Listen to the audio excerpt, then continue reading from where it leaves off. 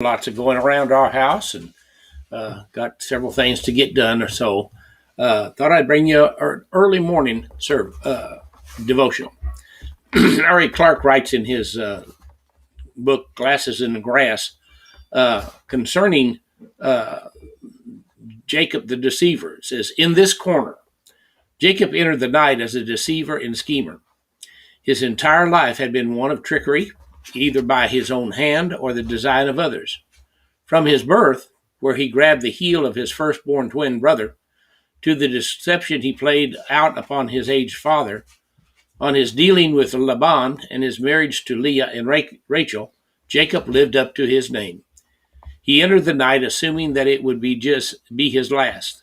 The morning held confrontation with an estranged brother who he assumed would surely kill him for stealing away his birthright.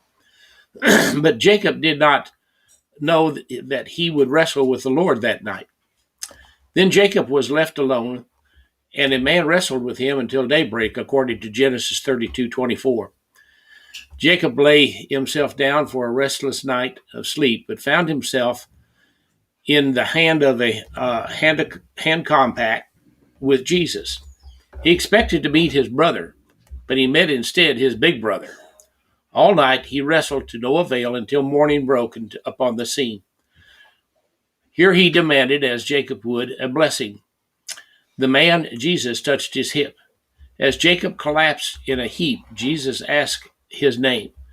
Of course, Jesus knew his name, but this was for Jacob's benefit, not for the Lord's. Then came the blessing. He said, your name shall no longer be Jacob, but Israel, for you have struggled with God and with men and have prevailed.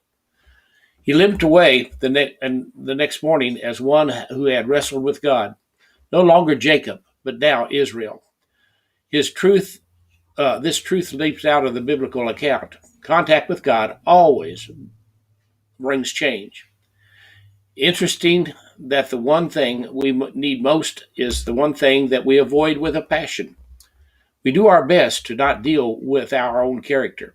Like Jacob, we spend our days conniving our way through life and wondering why there is so much frustration.